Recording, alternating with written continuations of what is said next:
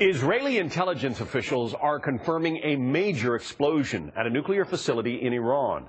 It happened early last week at one of the country's most sensitive enrichment sites for uranium. Iran has denied media reports, dismissing them as Western propaganda aimed at influencing upcoming nuclear negotiations. Let's talk about it now with Stephen Yates, former Deputy Assistant to the Vice President for National Security Affairs. The Israelis have confirmed it, said it was a major explosion inside this plant. Reportedly, there are people trapped inside. Stephen, what do you make of it all? Well, unfortunately, when we get reports like this, it leaves us in that land of knowns and unknowns. Given the back and forth in media coverage, it would seem that some kind of an incident did take place. It'll take some time to figure out what and to what extent there was any damage. But it seems as though a heavily fortified facility in Iran may have experienced a setback due to some form of sabotage or accident. There is some supposition that perhaps somebody managed to smuggle an explosive device into the facility disguised maybe as nuclear fuel. That would take a very sophisticated operation if that's true. Yes, indeed. This is a facility the Iranians, I think, were looking to protect at all costs.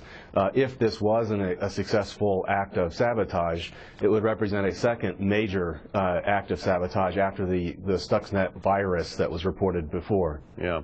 This is a facility that's buried deep within a mountain. There are concerns that if you were to try to attack it from the air, you just wouldn't be able to penetrate it with anything, maybe even the most sophisticated busting bombs. So if there was some kind of an explosion, maybe an act of sabotage, it shows a vulnerability that the Iranians obviously hadn't counted on.